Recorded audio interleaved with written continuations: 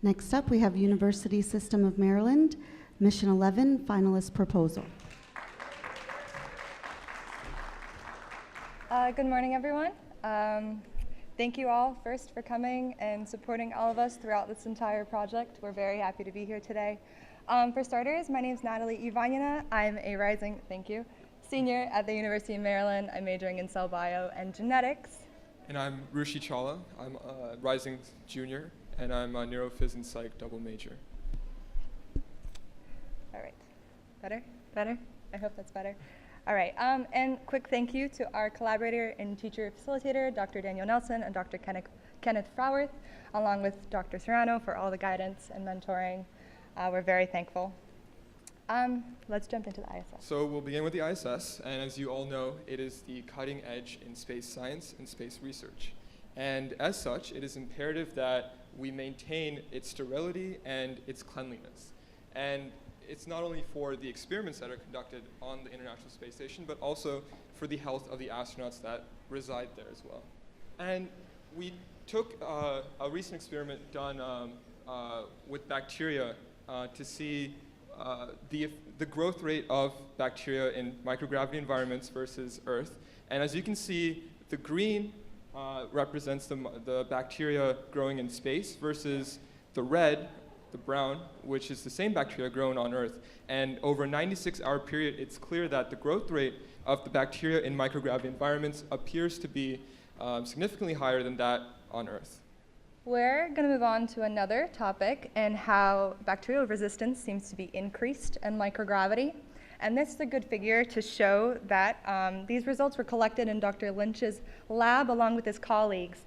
And so they went ahead and tested the bacterial resistance under sodium chloride, a usual table salt, and penicillin, which is a very commonly known antibiotic. And so here we're able to see on the left the sodium chloride results and on the right the penicillin results. And so typically upon a really high concentration of sodium chloride, you will typically force the cells to go through plasmolysis, which is basically cell shrinkage and death of the cell.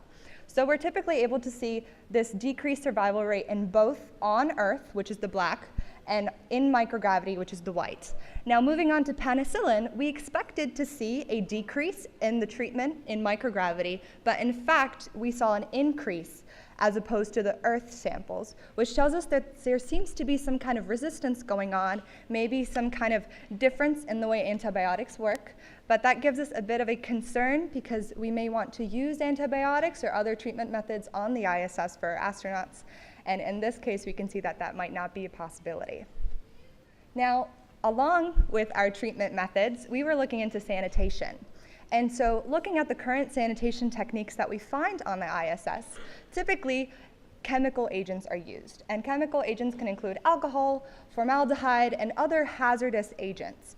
And so typically, as you can see on this figure, we have something called the breathing zone. And when astronauts use these fumes down here, before they reach the hood and get filtered through the air system, they're actually exposed to them in the breathing zone. And this kind of raises a concern because we want to make sure that their health isn't at risk while they're desanitizing and sterilizing anything that they have to do up there. So moving into another alternative that we've looked into to avoid these exposures to fumes. So we're proposing a bacteriophage alternative. Bacteriophages are basically viruses that lyse bacteria after using them as host for bacteriophage replication. And as you can see in the figure to the left, the phage assembly, a phage basically comprises of three elements. It's the head, which houses the DNA, the tail, and also the tail fibers. And as you can see in the life cycle, first the bacteriophage attaches to its specific bacteria, and then it injects its DNA into the bacterium and then forces the bacteria to produce its bacteriophage replicates. And finally, at the very end, it lyses the bacteria and releases it out into the environment.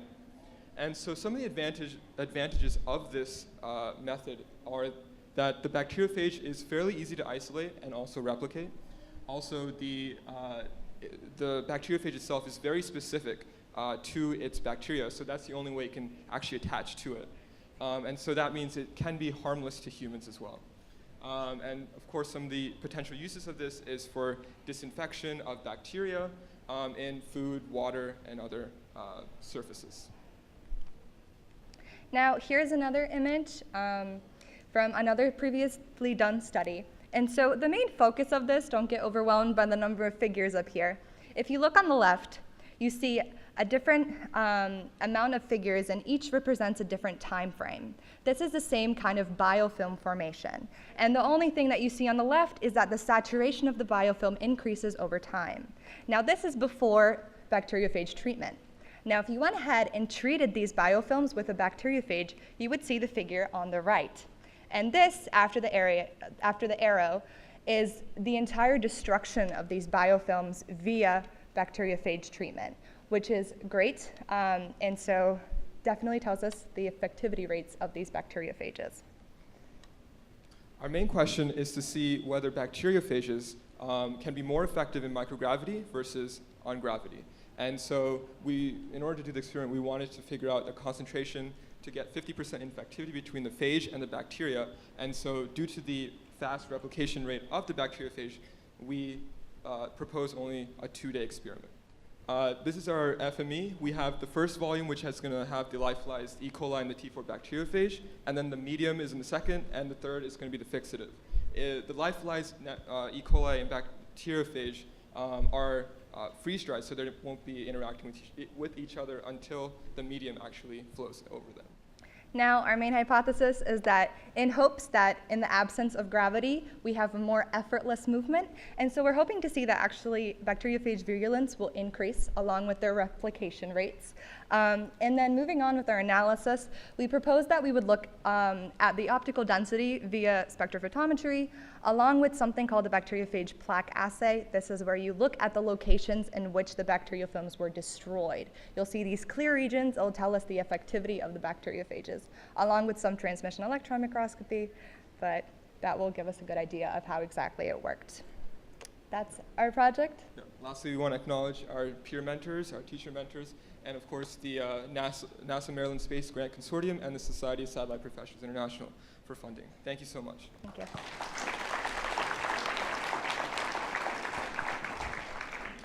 Do we have any questions for this team? Angelica from Vista, California. Have you, since you're considering the use of bacteriophages for medical treatment, how would that affect the flora, the fauna of the astronauts in their GI tract, for example? How specific can you actually make the bacteriophages? So the bacteriophages themselves need target receptors in order for them to actually bind to the surface and inject their DNA into it. And these specific target receptors are only found on E. coli. In fact, for us, we're using T4 bacteriophage, and they're only specific to the E. coli bacteria. They won't even work on other bacteria. So they're extremely specific when it comes to that. Okay, so in escalating it, you would always have to have a genetically engineered bacteriophage for a specific disease? Not necessarily. There have been cocktails created, so you could have various different bacteriophages, and that would allow you to have a bigger range of the bacteria that you could target. Okay, thank you. Catherine from Boise, and I wanted to ask, what kind of bacteriophage did you guys use? So we're using T4 bacteriophage, which infects mostly E. coli. Okay. Hi, I'm Carrie from East Lyme, Connecticut. Hi. So it's really interesting work. So the antibiotic resistance is a really interesting concept. Have they evaluated what the differences are between the bacteria there in space and here to develop that resistance? Because that could change how you want to target those phages towards your bacteria in space. Well, they've had different theories. It's very difficult to exactly figure out what's going on ground versus in microgravity. The main hypothesis that they've had is that maybe there's something going on within the cell walls, and usually penicillin in their study targets the cell wall of the bacteria. So they think that maybe something's going on there that might switch upon the absence of gravity, but we're not necessarily sure. We're hoping just to kind of see some differences between how the bacteria work and the effectivity. Hi, I'm David, and I work here at the museum in the space history, And I am absolutely stunned. This is fascinating work. I'm wondering why it hasn't been done. Why hasn't there been more attention to the effect of zero gravity on life? So many of the bacteriophage therapies, if you will, have been masked by antibiotics. And for a time, almost like 40 years ago, in fact, in Russia, it was a fairly common technique to use bacteriophages for antibacterial purposes. But once the antibiotics came, they basically ruled the market, and these sort of went away, and so they're not as, there isn't much research that has been done on these. I mean, I'm a novice. I know about everything in the world except biology. It's just stunning that the effect of microgravity on the resistance, if I get it right, is something that seems to be a new knowledge.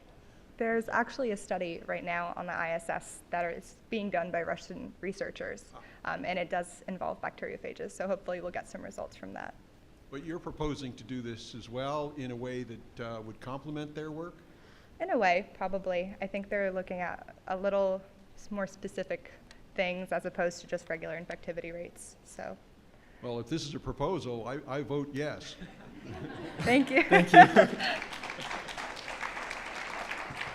Jeff Goldstein, Center Director for the National Center for Earth and Space Science Education. A couple of comments. First, wonderful presentation. And I really want to say that you're serving as role models to all of these student researchers here today. I think what's really important for all of you all to know is that what you just heard is a professional research caliber presentation with regard to cutting edge research, which is capable of moving human knowledge forward. That's the goal. And we've heard elementary, middle, high school, and now undergraduate teams present using the exact same facility instrument, the same mini laboratory. And as you can expect, as you immerse these students in the process, the manifold of scientific inquiry, you see the sophistication level going up and up and up until now this is the culmination. And so you're all on this pathway to this. This is the goal, that's the aim, and you may not be doing seminal contributions to science at elementary, middle, and even high school levels, but as you move through that timeline, this is the expectation of professional researchers at a professional research conference. Thank you for giving us that. Thank you very much. Thank you.